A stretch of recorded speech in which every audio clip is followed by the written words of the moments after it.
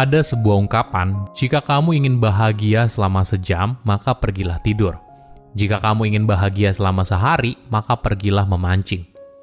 Jika kamu ingin bahagia selama setahun, milikilah warisan.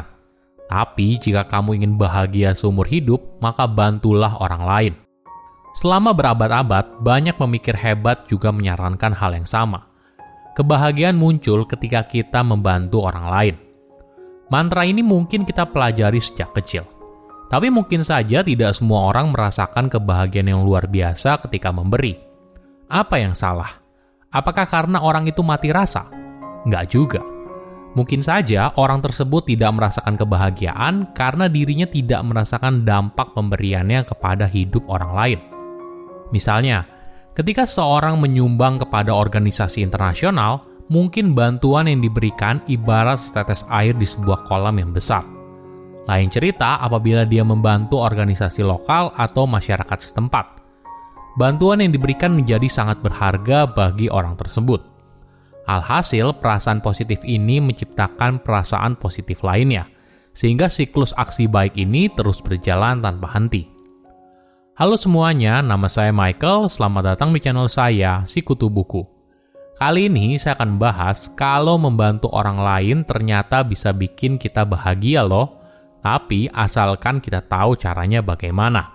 Ini merupakan rangkuman dari video TED Talk Elizabeth Dunn yang berjudul Helping Others Makes Us Happier, But It Matters How We Do It dan diolah dari berbagai sumber. Mungkin kita sering dengar ungkapan tangan di atas lebih baik daripada tangan di bawah. Menariknya, hal ini ternyata didukung oleh banyak penelitian ilmiah. Riset membuktikan ketika kita memberikan sesuatu kepada seorang, maka kita akan lebih bahagia. Kebahagiaan juga bisa membantu mengurangi stres dan meningkatkan kondisi mental kita. Hal ini tidak hanya berlaku bagi orang dewasa, tapi juga anak balita. Dalam sebuah eksperimen, para peneliti membawa anak berusia 2 tahun ke lab, lalu memberikan anak balita itu sebuah cemilan yang mereka sukai. Setelah itu, para peneliti memberikan kesempatan kepada si anak balita untuk memberikan cemilan tersebut kepada sebuah boneka. Data menunjukkan anak balita cukup senang ketika mereka diberikan cemilan, tapi mereka lebih senang ketika memberikan beberapa cemilan itu kepada orang lain. Hasil yang sama juga muncul ketika dilakukan survei kepada 200.000 orang dewasa di berbagai belahan dunia. Hasilnya, sepertiga dari mereka mengaku kalau mereka mendonasikan uang kepada yayasan amal dalam sebulan ke belakang. Ternyata, responden yang memberikan uang mengaku lebih bahagia daripada yang tidak, bahkan setelah mempertimbangkan kondisi ekonomi orang tersebut. Korelasi ini ternyata tidak main-main. Efek kebahagiaan yang muncul ketika seorang memberikan uang kepada yayasan amal ternyata sama seperti ketika seorang mendapatkan gaji 2 kali lipat. Namun sayangnya, tidak semua orang mungkin merasakan manfaat ini. Elizabeth sebagai peneliti yang aktif meneliti soal kebahagiaan juga merasakan hal yang sama. Ketika mereka mendonasikan sesuatu, mungkin saja tidak ada efek kebahagiaan yang luar biasa muncul. Ada contoh yang menarik. Jadi di Kanada ada program yang dinamakan Group of Five.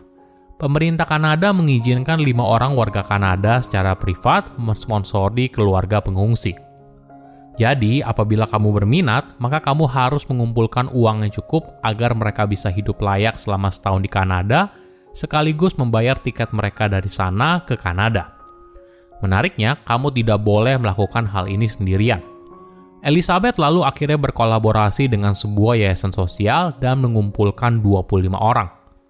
Setelah hampir 2 tahun untuk proses administrasi dan menunggu, mereka akhirnya berhasil menemukan sebuah keluarga pengungsi dari Suriah yang siap untuk pindah ke Kanada. Mereka merupakan keluarga dengan 4 anak laki-laki dan 2 anak perempuan. Ketika hari kedatangan mereka tiba, Elizabeth dan sukarelawan lain mengisi kulkas di rumah keluarga pengungsi dengan susu, buah, dan kebutuhan bahan pokok. Lalu mereka bergegas ke bandara untuk menyambut keluarga tersebut. Itu merupakan momen yang mengharukan.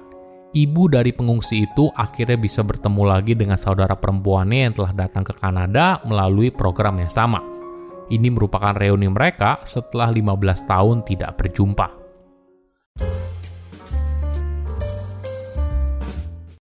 Pengalaman ini memberikan Elizabeth sudut pandang yang lain soal kegiatan memberi. Mungkin saja manfaat ini akan diterima oleh si donor apabila dirinya bisa merasakan adanya koneksi sosial dengan orang yang mereka bantu, dan dengan mudah melihat perubahan yang dihasilkan.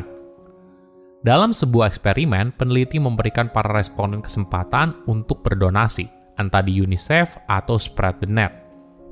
Kedua yayasan amal ini sengaja dipilih karena keduanya memiliki peran yang penting dalam promosikan kesehatan anak-anak di dunia. Tapi bedanya, UNICEF mungkin terlihat sebagai organisasi amal yang besar dan banyak orang mungkin sulit membayangkan donasi kecil yang mereka berikan bisa memberikan dampak yang besar. Di sisi lain, Spread the Net memberikan janji yang lebih konkret. Setiap $10 yang didonasikan, maka mereka akan menyediakan satu jaring nyamuk yang dipakai untuk melindungi anak-anak dari nyamuk malaria ketika mereka tidur. Alhasil, semakin banyak uang yang mereka donasikan kepada Spread the Net, maka semakin besar kebahagiaan yang mereka rasakan. Jadi mungkin saja memberikan donasi kepada sebuah yayasan amal saja tidak cukup. Kita perlu membayangkan bagaimana setiap uang yang kita donasikan bisa memberikan dampak bagi hidup orang lain. Setiap orang tentu saja bisa menemukan kebahagiaan ketika memberikan sesuatu kepada orang lain. Tapi jangan berharap hal ini terjadi otomatis. Mendonasikan uang untuk membantu orang lain tidak langsung mempengaruhi kebahagiaan kita. Tapi yang jauh lebih penting, bagaimana kita melakukannya.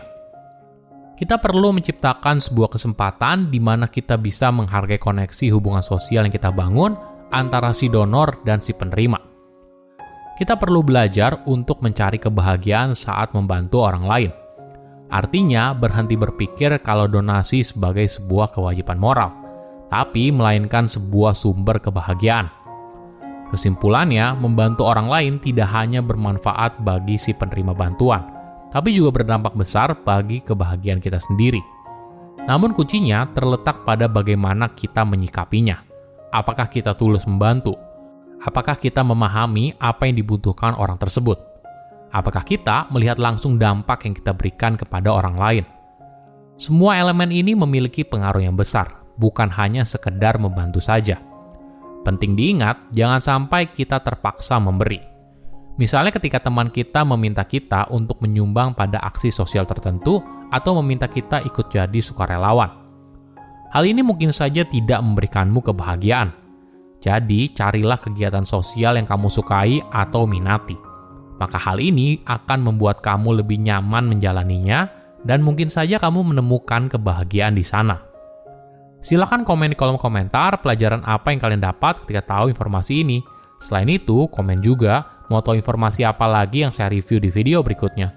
Saya undur diri, jangan lupa subscribe channel YouTube Sikutu Buku. Bye-bye.